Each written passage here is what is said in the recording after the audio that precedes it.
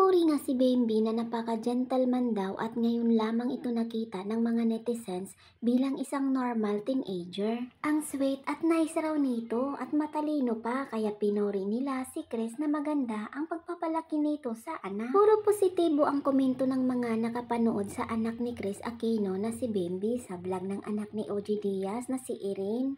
Naging boyfriend for a day si Bambi kay Erin kaya sa buong vlog, ipinakita nila ang kanilang naging date sa Disneyland sa California. Aksidente pa ngang natatawag ng 17-year-old na si Bambi na ate ang anak ni OG.